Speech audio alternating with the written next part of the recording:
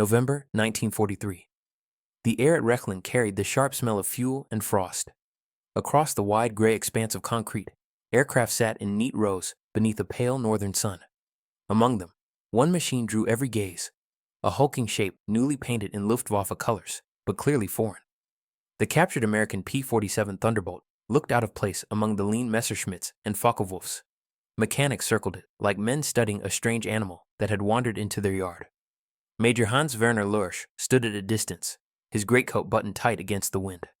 He had been the Luftwaffe's chief test pilot for almost 4 years, a man who had flown everything from gliders to rocket aircraft. Yet even for him, this was new. The Thunderbolt was enormous. Its nose housed a massive radial engine that dwarfed anything German designers had attempted.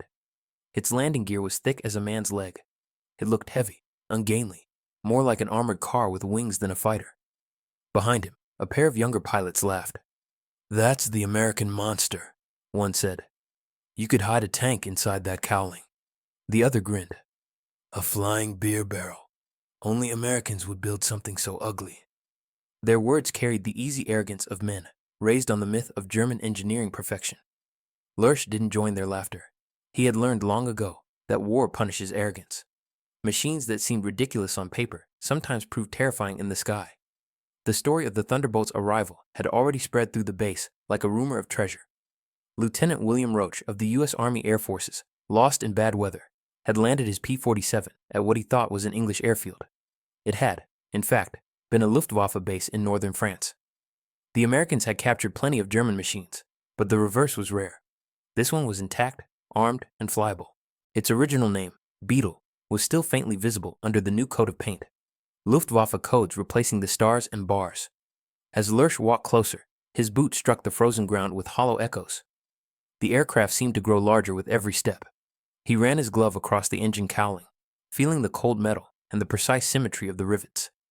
Each line was clean, mechanical, uniform, mass production at a level few German factories could match. He had spent years surrounded by prototypes, each a unique specimen born of skilled craftsmen. This one was not unique. That, he realized, was its strength. The mechanics were already working on it. One stood on a ladder peering into the cockpit, muttering in frustration. "Look at this, Major," he said. "Colored markings, English labels, even a checklist painted on the panel. They treat pilots like schoolboys." Lurch leaned in. The instrument dials were surrounded by red and green arcs, fuel, oil pressure, cylinder temperature, all instantly readable, even without knowing the numbers. He said nothing, but a thought began to form. Simplicity wasn't stupidity. Simplicity was speed. He moved around the aircraft, noting how solid everything felt. The landing gear struts were massive, the tires built for rough ground. The wings, thick and almost clumsy, hid a vast network of fuel tanks and hydraulics. At the rear, the tail assembly was reinforced with heavy spars. It was an engineer's nightmare of inefficiency, yet somehow it radiated purpose. Lurch could almost sense the design logic beneath the bulk. This was a weapon built to last, not to impress. By evening, the hangar lights glowed amber against the darkening sky. The temperature dropped, and steam rose from the breath of the mechanics as they finished draining the American fuel. Somewhere outside, a distant rumble of bombers echoed from the western horizon. Lurch stood by the open hangar doors, watching the Thunderbolt under the lamps. Its new black crosses gleamed wetly on the silver-gray paint. A captured enemy now wearing German colors. He thought about the reports that crossed his desk each month, briefings filled with confidence that Germany's fighters were unmatched, that American machines were crude, unrefined, powered by brute force instead of skill. But as he looked at the Thunderbolt, those words rang hollow. Crude things don't endure like this. Crude machines don't carry their pilots home through flak and gunfire. There was something deliberate in its heaviness, something almost philosophical in its strength. "Will you fly it, Herr Major?" one of the mechanics asked, his voice uncertain. Lurch's eyes stayed on the aircraft. "Yes," he said quietly. "Tomorrow morning." The mechanic hesitated. "The Americans build for quantity, not quality," he offered, half as reassurance, half as hope. Lurch gave a thin smile. "Quantity," he said. "Perhaps that is a kind of quality." The lamps buzzed softly. Beyond the hangar doors, the wind carried the distant sound of engines. The war went on, relentless and consuming. But inside the hangar at Rechlin, something new was taking shape. A question without an answer, an understanding not yet complete. The German test pilot looked once more at the captured Thunderbolt and felt, for the first time in years, the quiet thrill of uncertainty. Tomorrow, he would discover what kind of machine the Americans had truly built. The morning came gray and windless. Low clouds hung over Rechlin, muting the colors of the airfield into a palette of steel and ash. Inside the main hangar, the captured P-47 waited like a sleeping animal. Its cowling removed, panels open, hoses coiled neatly on the floor. The mechanics had worked through most of the night. German fuel, German oil, German spark plugs. Every fluid and fitting replaced for the test flight. The big radial engine had already been run up twice, its deep-throated rumble shaking dust from the rafters. Major Hans Werner Lurch arrived shortly after dawn, his flight suit zipped high, his gloves tucked into his belt. He moved through the hangar with the quiet authority of a man used to being obeyed. The ground crew straightened instinctively. He returned their nods, but said little. His focus was already elsewhere. Today, he would take the American fighter into the sky. A clipboard waited on the workbench beside the aircraft, covered in handwritten notes from the engineering team. Fuel capacity, 305 gallons. Weight, nearly twice that of a Messerschmitt. Takeoff speed, high. Climb rate, unknown. They had included a rough translation of the American manual, typed hastily by a Luftwaffe linguist who knew more about grammar than engines. Many of the terms were imprecise. Emergency power had become not to be used except in crisis. Boost control was simply labeled mysterious throttle lever. Lurch smiled faintly. He preferred to learn by doing. He climbed the ladder into the cockpit. The interior smelled faintly of oil, canvas, and old tobacco. It was spacious, astonishingly so. A German cockpit was a tailored uniform, tight, exact, efficient. This was a workshop. He could move his elbows freely, stretch his legs, even lean back without hitting the canopy frame. It felt less like a fighter and more like a small office. But then, he noticed the layout. Everything, every control, was placed where instinct would reach for it. Throttle, mixture, propeller pitch, all grouped neatly on the left. Instruments arranged by function, not by tradition. He ran a finger over the color-coded dials again. Green arcs for safety, red for danger. Even without reading the English labels, the meaning was obvious. It was the kind of system a pilot could understand half asleep or half trained. He thought of the Luftwaffe's new recruits, boys barely out of school, trying to master complex machinery after only a handful of flight hours. How many of them would have survived longer if their aircraft had been this clear, this forgiving? The crew chief appeared below the wing. Fuel topped, pressures nominal, he called out. She's ready, Herr Major. Lurch nodded, lowering the canopy until it latched with a heavy click. The world outside dimmed to a muffled hum. He adjusted his seat, checked the harness, and felt a flicker of unease, the kind that came before every first flight. He reached for the starter. The propeller spun sluggishly, then caught. The Pratt & Whitney R2800 came alive with a low thunder that vibrated through the cockpit floor. It wasn't the sharp, metallic bark of a Daimler-Benz. This was deeper, smoother, like a great mechanical heart beating at half tempo. The needles on the dial settled into their green arcs and stayed there, motionless and steady. The engine idled without complaint, without the faint cough or uneven rhythm that German engines so often displayed when cold. He tested the controls. Hydraulic systems moved with surprising smoothness. The flaps lowered evenly, the tail wheel locked without hesitation. The aircraft felt solid, obedient. No quirks, no delicate balancing act. It was as if the designers had anticipated every small error a pilot might make and built forgiveness into the metal. Taxiing to the runway, he noticed another detail. The wide landing gear gave excellent stability. Even over the cracked concrete, the Thunderbolt rolled straight and true. The nose sat high, but not enough to blind him. For a heavy aircraft, it felt manageable. He thought of the Messerschmitt's narrow undercarriage, how easily it twisted or toppled if a pilot mishandled the rudder. This machine, by contrast, seemed almost eager to stay upright. At the end of the runway, he held the brakes and advanced the throttle. The engine responded instantly, the roar deepening until it filled the sky.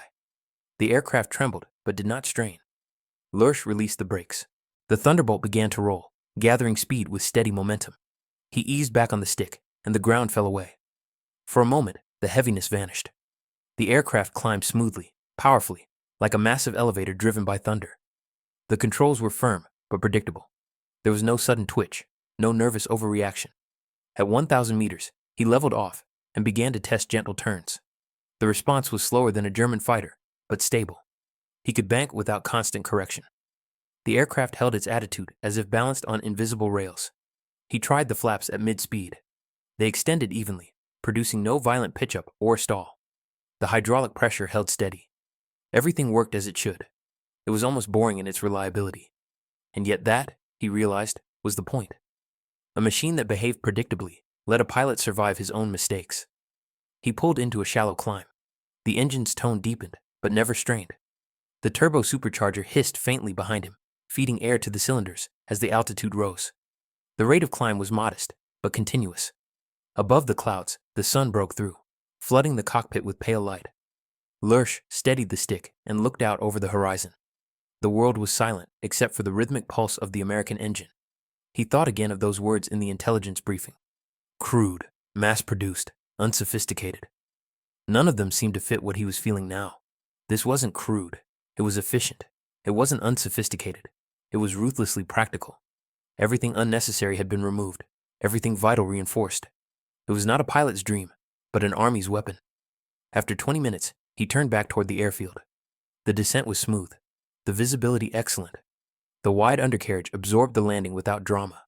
When the wheels touched down, the aircraft felt like it wanted to keep flying, a good sign in any machine.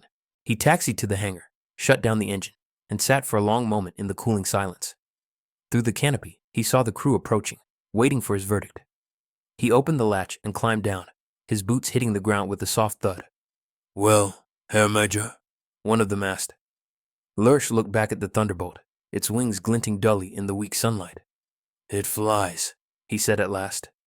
Then, after a pause, it flies exactly as it was meant to. They didn't understand what he meant. He barely understood it himself. But as he walked away, he knew this flight had changed something. Not in the machine, but in him. The Americans had built a weapon for a different kind of war, and he had just seen the future taking shape in the gray sky above Rechlin. The next morning broke cold and clear. Frost glittered on the wings of the Thunderbolt as the first light crept across the Rechlin airfield. Major Hans Werner Lurch stood by the aircraft with a cup of steaming coffee, watching the vapor rise from the exhaust stacks as the mechanics warmed the engine. He had flown the P-47 once already, but today's flight would be longer, higher, more deliberate. Yesterday had been about impressions. Today would be about truth. He signed the maintenance log, buckled his parachute harness, and climbed the ladder into the cockpit. The space felt strangely familiar now, almost comfortable. He settled into the seat, adjusted the rudder pedals, and ran through the checklist by memory. Battery on, fuel pressure, mixture rich, propeller to fine pitch. The routine was second nature, yet every motion felt different here, simplified, unburdened by the complications of German systems. When the engine caught, it did so with the same effortless steadiness as before. The Pratt & Whitney radio pulsed like a living thing, its vibrations deep and even. The crew chief gave a thumbs up, and Lurch taxied out into the pale morning light. The wheels rumbled softly over the frost-crusted taxiway. Even that small movement reminded him of the design's logic. Broad stance, sturdy legs, forgiving balance. The Thunderbolt behaved like a machine that wanted to survive. He lined up on the main runway, advanced the throttle, and released the brakes. The acceleration was deliberate, steady rather than savage, but the power was undeniable. The aircraft gathered speed with the unstoppable confidence of something built on industrial strength. As it lifted off, the transition was smooth. No sudden drop of the nose, no nervous vibration through the controls. He raised the gear, felt the slight clunk as the wheels locked into the wings, and began a gradual climb toward 10,000 feet. At altitude, he began the real work. The P-47 responded predictably to every input. Its controls were firm but not heavy. Its stability, remarkable. When he trimmed for level flight, it simply stayed there. No wandering, no constant correction. German fighters demanded attention. The pilot fought them as much as he fought the enemy. The Thunderbolt, by contrast, allowed him to think. It was a pilot's ally, not his test of skill. He began standard maneuvers, gentle turns, steep climbs, power dives.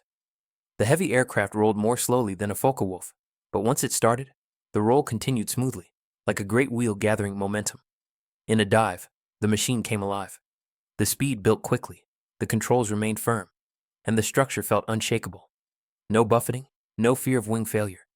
At 600 kilometers per hour, it still felt secure. Astonishing for an aircraft its size. When he pulled out of the dive, he expected strain on the airframe, but the wings held as though carved from solid steel. He thought of German pilots who had lost their lives when a tail assembly tore loose or a control surface jammed under high-speed stress. This aircraft would not do that. It was built to endure mistakes, to forgive physics. He leveled at 15,000 feet and opened the throttle further. The turbo supercharger began its low whine, a mechanical sigh that rose in pitch as the altitude increased. Then he felt it, the smooth surge of additional power. The engine didn't fade with thin air as German power plants did. Instead, it grew stronger.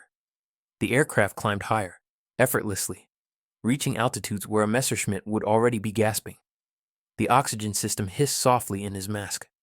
Above 20,000 feet, the sky turned from gray to deep blue. He banked westward. In the distance, faint contrails traced the sky. German interceptors climbing to meet American bombers somewhere far away. For a moment, he imagined this machine among them, flying under the American flag, escorting B-17s across the Reich. It was not the fastest fighter, nor the most graceful, but it could climb to bomber altitude and stay there for hours. That, he realized, was its true weapon, endurance. He trimmed the aircraft again, checking gauges, temperature stable, fuel pressure steady. Not a single needle wavered from the green zone. In his notebook, he jotted quick observations. Smooth at altitude, minimal vibration, cockpit comfort excellent. He shifted in his seat and smiled. Comfort. A strange word to write about a weapon of war, yet it mattered. A comfortable pilot stayed alert longer, flew longer, fought better. In the cramped cockpit of a Bf-109, fatigue came quickly. Here, a man could breathe. He tried one last test, cutting throttle abruptly, then restoring it. The engine responded without hesitation. No sputter, no cough. The propeller governor maintained constant RPM. It was simple, elegant, automatic. Automatic, he murmured aloud, as if testing the word. German engineers distrusted automation. They preferred control, precision in the hands of experts. But here was a philosophy that accepted the imperfect human and built the machine around him. That, he thought, was genius of another kind. After more than an hour in the air, he began his descent. The sun was climbing higher now, reflecting off the lakes near Rechlin in pale silver. The landing, again, was uneventful. So uneventful, it felt almost anticlimactic. The Thunderbolt touched down with the softness of a bird settling on water. He taxied to the hangar, shut off the engine, and listened to the ticking of cooling metal. The ground crew hurried toward him. How was it, Herr Major? One called. Lurch removed his flight helmet slowly. Different, he said. Completely different. He paused, searching for words. It doesn't demand perfection. It only asks that you keep flying. The mechanic frowned, unsure if that was praise or criticism. Lurch stepped down and looked back at the aircraft, the sunlight glinting off its dull green fuselage. Tell the engineers, he said quietly, that the Americans have built something remarkable. Not beautiful, but remarkable. That evening, in his office overlooking the frozen lake, he opened his logbook and began to write. The pen moved steadily as he recorded the day's data. Altitudes, power settings, fuel consumption. But beneath the numbers, his thoughts drifted to philosophy. German design celebrated mastery, the idea that only the best pilots could tame the best machines. The Thunderbolt rejected that entirely. It democratized flight. It trusted the average man to do the job. He closed the logbook and stared out into the dusk. Beyond the horizon, thousands of these aircraft were being built, even as he wrote. Factories in America worked through the night, turning steel and aluminum into reliability. Germany, he realized, was still building excellence. The enemy was building endurance. And in war, endurance might prove the deadlier art. By the time Hans Werner Lurch sat down to write his formal report, the frost had melted from the airfield roofs, and the afternoon sun hung low behind the hangars. His desk faced a small window overlooking the runway, where mechanics still swarmed around the P-47. The test flights were complete. Now came the part that mattered. The written assessment that would climb through the hierarchy of the Luftwaffe's technical command. He opened his logbook, reviewed his notes, and began. His handwriting was neat, almost architectural. Each paragraph precise, each word deliberate. Years of test work had taught him that reports were not about poetry or pride. They were weapons of understanding. Yet this one, he suspected, would draw more unease than approval. He began with facts, numbers that no one could dispute. Aircraft, Republic P-47D Thunderbolt, U.S. Army Air Forces. Engine, Pratt & Whitney, R2800, double wasp, 2,000 horsepower.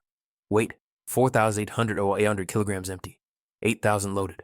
Maximum speed, approximately 690 km/h at 9,000 meters. Operational ceiling, above 11,000 meters. He paused, then added a simple line.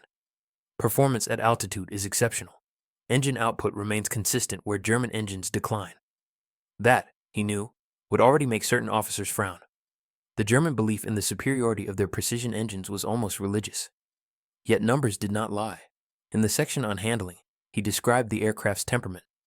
Takeoff characteristics stable, ground control excellent. Broad landing gear provides exceptional stability during taxi and landing. Flap and undercarriage operation smooth and reliable. A forgiving aircraft. Errors do not immediately result in disaster. He hesitated over that last sentence. Forgiveness was not a quality German engineers valued. To them, a machine's perfection was measured by how precisely it responded to its master. The Thunderbolt's virtue lay elsewhere. It accepted imperfection. He turned the page. Systems and cockpit design. Here his tone shifted from admiration to analysis. Cockpit visibility superior to any German design currently in service. Instrumentation clearly arranged, color-coded for rapid interpretation. Control grouping logical and standardized. Pilot comfort exceptional. Seat well padded, sufficient space for movement. Long duration flight feasible, without excessive fatigue. He underlined that last phrase. Fatigue. It was a word rarely used in German reports. The Luftwaffe still imagined pilots as young, tireless knights of the air. But war had stripped that illusion bare. The average German pilot in 1943 flew exhausted, half-trained, often terrified. Comfort, once dismissed as luxury, was now survival. The next section was the most dangerous, his strategic assessment. He stared at the blank page for a long time before writing. The P-47 does not embody the traditional concept of the superior fighter. It is heavy, not agile. It will not outturn or outclimb a Bf-109 in a short engagement. Yet its design reveals a philosophy entirely different from our own. Where German fighters demand expert pilots and precise maintenance, the Thunderbolt demands only that it be fueled and flown. It is robust, reliable, and easy to operate. This represents a fundamental shift in thinking. A fighter designed not for aces, but for armies. He leaned back, reading over the words. The phrase, for armies, felt almost treasonous in its implication. But that was what the P-47 represented.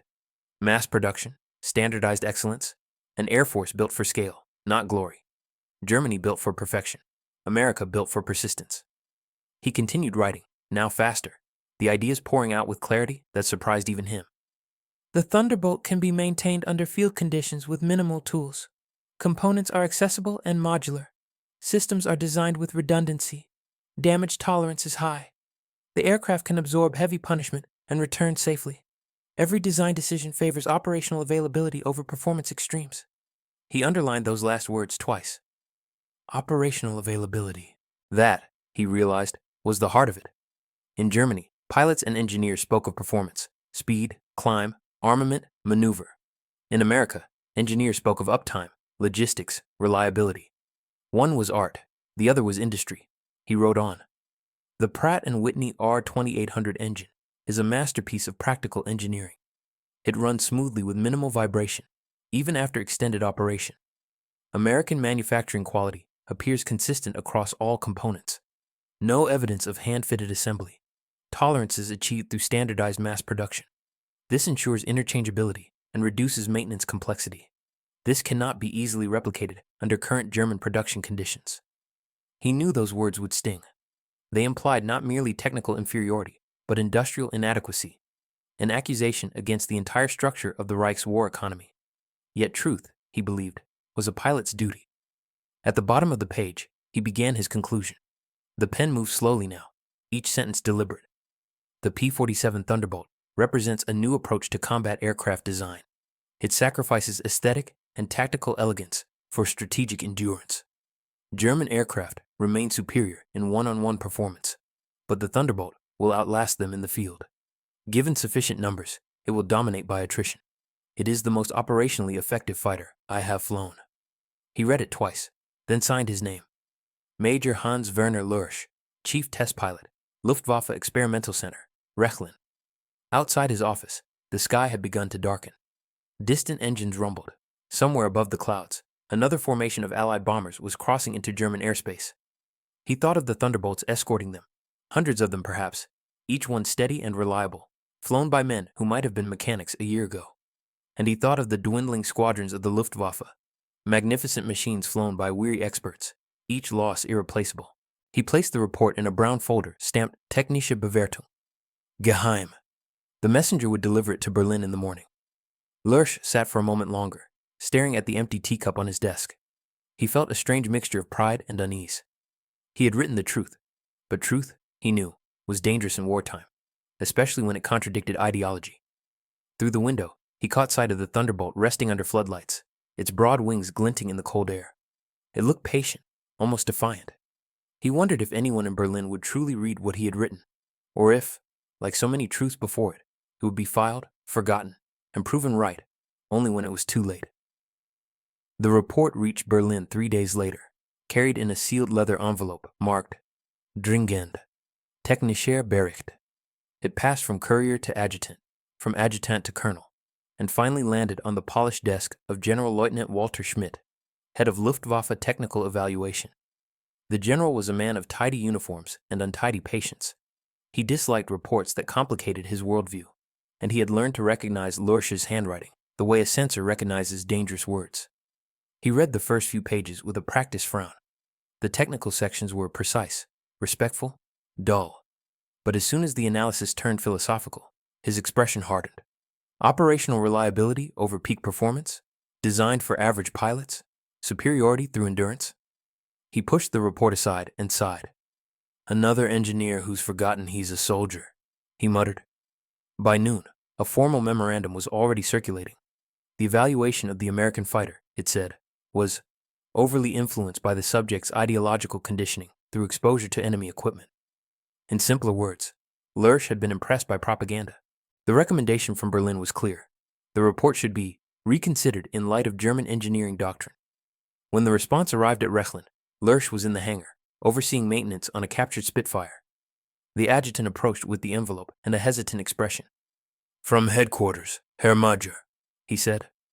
Lurch took it, tore it open, and read in silence. The message was brief and polite. His conclusions were not supported by current strategic priorities. The Thunderbolt's qualities were not relevant to the German approach to air superiority. He folded the letter carefully, slid it back into the envelope, and tucked it into his coat. Around him, the mechanics worked under the hum of generators. Sparks flew as a rivet gun barked. The world continued, indifferent to memos and opinions. That evening, he attended the weekly staff meeting in the officers' mess. Cigarette smoke hung thick under the yellow lights. Maps covered one wall, the eastern front in red pins, the western front in blue. Schmidt's deputy from Berlin, Oberst Vogel, stood at the head of the table, lecturing in the clipped rhythm of bureaucracy. Gentlemen, our Messerschmitt 109 remains superior to all Allied fighters. The Focke-Wulf 190 continues to outperform the P-47 at low and medium altitudes. American aircraft rely on brute force and quantity, not quality. Lurch sat quietly, his hands folded on the table. When Vogel finished, he asked, "May I speak?" The room fell silent. Vogel raised an eyebrow. "Briefly, Major." The Thunderbolt, Lurch said evenly, is not superior in performance, yes, but it is superior in endurance. It can fly longer, survive more damage, and be repaired more easily. These are not minor details. They define the outcome of prolonged operations. Vogel's expression stiffened. Endurance is irrelevant if the aircraft is destroyed in combat. We fight with skill, not statistics. Lurch held his gaze, and yet, the statistics decide the war. A murmur rippled around the table. Someone shifted uncomfortably. Vogel's jaw tightened. You speak like an accountant, Major. War is not a factory. No, Lurch said quietly, but it is fought by factories. The silence that followed was heavier than any argument. Vogel straightened his papers. Your opinion is noted, he said finally, his tone sharp as glass. But our engineers build for superiority, not mediocrity. We will not imitate American excess. After the meeting, one of the younger officers approached him outside. You shouldn't argue with them, he whispered. They don't want to hear it. Lurch smiled faintly. They don't have to hear me. They'll hear the engines over Berlin soon enough. He walked back to his quarters through the cold. The wind carried the distant hum of night fighters taking off. Somewhere above the clouds, another Allied formation was crossing into Germany. He paused, looking up at the dim stars. The thought returned again and again. Not about aircraft, but about philosophy. Germany built perfection for perfect pilots. America built resilience for imperfect ones. And the world, he realized, had far more of the latter. Days passed. The Thunderbolt was reassigned to Circus Rosarius, the Luftwaffe's traveling demonstration unit that displayed captured Allied aircraft to frontline pilots. Lurch watched as ground crews prepared it for transport. The black crosses on its wings looked almost absurd against its broad American lines. "Will they fly it at the front?" a mechanic asked. "Yes," Lurch said. "They'll use it to show how to kill it." He watched the truck pull away and felt an unexpected pang, as if something valuable was leaving that few had truly seen. The following week, Berlin sent another directive. All test personnel were to focus on jet development and high-performance interceptors. Reports concerning mass-produced enemy aircraft were deprioritized.